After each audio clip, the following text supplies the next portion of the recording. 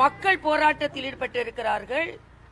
இன்னைக்கு பால் முகவர்களுக்கு கூட பாலிற்கான விலையை அவர்கள் கொடுக்கவில்லை.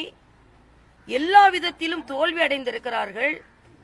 பள்ளிகள் சரியாக கட்டடங்கள் கட்டப்படவில்லை.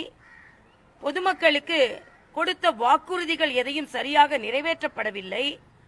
இவற்றையெல்லாம் வைத்துக்கொண்டு ஊழல், இதே மாதிரி கருப்பு கொடியை ஏந்தி இன்றைய முதலமைச்சர் அண்ணன் ஸ்டாலின் அவர்கள் வீட்டு முன்னால் எதை சொல்லி நின்றார்கள்?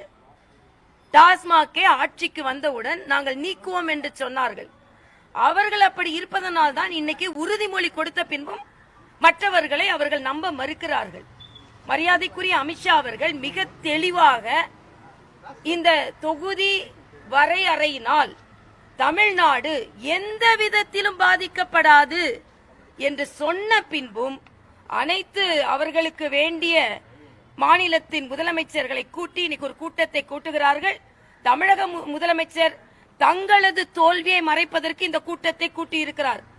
இதில் கலந்து கொள்ளும் முதலமைச்சர்கள் அவர்கள் மாநிலத்தில் உள்ள அவர்கள் ஆட்சியின் தோல்வியை மறைப்பதற்காக அவர்கள் எல்லாம் இங்கே வந்திருக்கிறார்கள். இவர்கள் திரும்பி போனவுடன் அவர்கள் மாநிலத்தை சார்ந்தவர்களே கேள்வி கேட்க போகிறார்கள். அவர்கள் மாநிலத்தை சார்ந்தவர்களை அவர்கள் எதிர்கொள்ள முடியாது. கனிமொழி சொல்கிறார், இவர்கள் கருப்பு கொடி ஏந்துவது தமிழக மக்களின் நலனுக்கு எதிரானதான். நாங்கள் இன்று கருப்பு கொடியை நாங்கள் இன்று கருப்பு கொடி ஏற்றுவது தமிழக மக்களின் நலனை காப்பதற்காகத்தான் நாங்க சொல்றோம். எத்தனை கொலைகள் இன்னைக்கு நீங்க பாத்தீங்கன்னா, கொலைகள் எத்தனை? திருநெல்வேலியில மட்டும் 46 கொலைகள் நடந்திருக்கிறது. இன்னைக்கு ஒரு ஓய்வு பெற்ற காவல்துறை அதிகாரி வீடியோ போடுறாரு, எனது உயிருக்கு பாதுகாப்பு இல்லை என்று. அடுத்த நாள் அவர் உயிர் பறிக்கப்படுகிறது. என்ன நடக்கிறது தமிழகத்தில்? ஆக ரொம்ப இலகுவா சொல்றாரு. தனிப்பட்ட பிரச்சனைக்கு நடக்கும் கொலைகளை எல்லாம் நாம் இதில் கணக்கில் எடுத்துக்கொள்ள கூடாதான். எவ்வளவு தவறாக இவர்கள் நடந்து கொள்கிறார்கள். அதனால் இன்று தமிழக மக்களின் நலன் காப்பதற்காக நாங்கள் இந்த கருப்பு கொடி ஆர்ப்பாட்டத்தை நடத்துகிறோம். மத்திய அரசு தொகுதி மறையறையில ஒரு தெளிவான விளக்கத்தை கொடுக்கல. இல்ல, இப்ப அறிவிப்பே வராம எப்படிப்பா விளக்கம் கொடுப்பாங்க? அறிவிப்பு வந்தா பரவாயில்ல. இல்லாத அறிவிப்பை வைத்துக்கொண்டு, சொல்லாத ஒரு பிரச்சனையை வைத்துக்கொண்டு நீங்கள் உங்கள் சுயநலத்திற்காக நீங்கள் ஆர்ப்பாட்டம் நடத்துவீங்க. அப்போ பொய்யா ஒரு ஆர்ப்பாட்டம் நடத்துறதுக்கு எதுக்கு? அது ஏற்கனவே உள்துறை அமைச்சர் தன் வாயாலேயே சொல்லிவிட்டார். இதற்கு மேல் உங்களுக்கு என்ன விளக்கம் வேண்டும்? நாங்க கேட்கிறோம். இதே மாதிரி ஒரு கருப்பு கொடியை வச்சுட்டு டாஸ்மாகை ஒளிப்பட உங்க வீட்டு முன்னால நின்னீங்கல்ல, அதுக்கு பதில் சொல்லுங்க. இப்போ கனிமொழி சொன்னாங்கல்ல, தமிழ்நாட்டில் விதவைகள் அதிகமாகி இருக்கிறார்கள் ஏனென்றால் அப்படின்னா என்ன அர்த்தம்? டாஸ்மாக் நாள் சொன்னீங்கல்ல, இன்னைக்கு அது என்னாச்சு? ஆக தமிழ் மக்கள் ஒன்றை நன்றாக புரிந்து கொள்ள வேண்டும். தமிழ் மக்களுக்கு நான் இன்று வேண்டுகோள் வைக்கிறேன். தமிழ் மக்களே, உங்கள் பிரச்சனைகள் எவ்வளவோ தீர்க்கப்படாமல் இருக்கிறது. இல்லாத ஒரு அறிவிப்பை கையில் எடுத்துக்கொண்டு, இல்லாத ஒரு திணிப்பை கையில் எடுத்துக்கொண்டு இவர்கள் இன்று கூட்டம் நடத்துகிறார்கள். தமிழக மக்கள் திராவிட முன்னேற்ற கழகத்தை மன்னிக்கவே மாட்டார்கள். உங்கள் வீட்டில் எவ்வளவோ பிரச்சனை இருக்கிறது.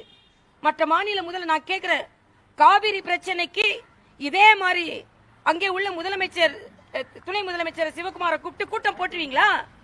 காவிரி பிரச்சனை தீர்ந்துருச்சா?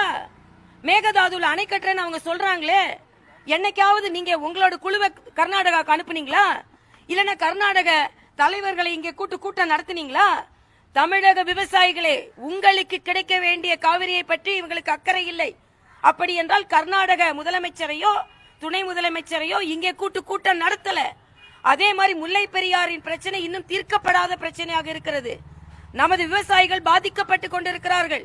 தமிழக விவசாயிகளே, இவர்களுக்கு உங்களை பற்றி கவலை இல்லை. என்னைக்காவது முல்லை பெரியாருக்காக கூட்டம் நடத்தினாங்களா? அப்போ தமிழக மக்கள் மீது அக்கறை இல்லை, தன் மீது அக்கறை. தாங்க தோத்துறக்கூடாது. இன்னைக்கு இவர்கள் நேரடியாக ஆட்சி அதிகாரத்தை வைத்து மக்களிடம் ஓட்டு கேட்க போனால் யாரும் ஓட்டு போட போறதில்லை. அதனால மக்களின் கவனத்தை திசை திருப்புவதற்கு இல்லாத ஒரு பிரச்சனை. நான் கேட்கிறேன், நீங்க அறிவிக்காத ஒன்றை வைத்து தமிழ்நாட்டில் போராட்டம் நடத்தினா எப்படி இருக்கும்? அறிவிக்காத ஒன்று, தொகுதி மறை வரை அறிவிக்காத ஒன்றை இவ்வளவு சீரியஸா தீவிரமா எடுத்து போறீங்களே. காவிரிக்கு இந்த தீவிரத்தை காமிச்சிங்களா? முல்லை பெரியாருக்கு இந்த தீவிரத்தை காண்பிச்சிங்களா? இதுதான் தமிழக மக்கள் அவர்களிடம் கேட்க வேண்டிய கேள்வி. ஆக இன்று அப்பட்டமாக ஒரு நாடகம் நடிக்கப்பட்டு கொண்டிருக்கிறது. நாடக கூட்டம் இன்று நடைபெற்றுக் கொண்டிருக்கிறது. மறுவரை கூட்டம் அல்ல, ஊழல் மறைப்பு கூட்டம் இன்று நடைபெற்றுக் கொண்டிருக்கிறது என்பதா எனது கருத்து. அது அவங்க கிட்ட கேட்கணும், அதை பற்றி நான் கருத்து சொல்ல முடியும். நிச்சயமாக பொதுநலம் இல்லாமல், தமிழக மக்கள் நலன் இல்லாமல், திமுகவின் சுயநலத்திற்காக மட்டுமே இந்த கூட்டம் நடைபெறுகிறது என்று நேரடியாக குற்றம் சாட்டுகிறேன். நான் கேட்ட மாதிரி காவிரிக்கு இப்படி கூட்டம் நடத்துனீங்களா? முல்லை பெரியாருக்கு இப்படி கூட்டம் நடத்துனீங்களா? டாஸ்மாக நாங்க முழுவதுமா எடுப்பேன்னீங்களா? அது என்னாச்சு? இன்னைக்கு மக்கள் பாதிக்கப்பட்டு கொண்டிருக்கிறார்களே, அதை பற்றி என்ன உங்களுக்கு கவலை? சட்டம் ஒழுங்கு பாதிக்கப்பட்டு கொண்டிருக்கிறது. பெண்கள் பாதுகாப்பட்ட சூழ்நிலையில் தினல் ஒரு பாலியல் பலாத்காரம் என்ற சூழல் நிலவி கொண்டிருக்கிறது. இதற்கெல்லாம் என்ன பதில்?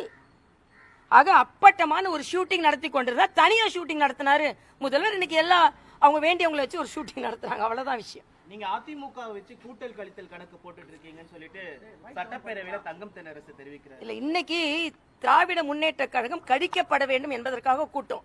மற்றதெல்லாம் நான் அடுத்து சொல்றேன். நன்றி.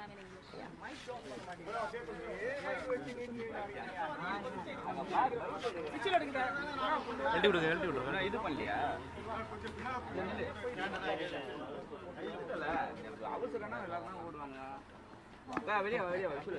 சம்பத்து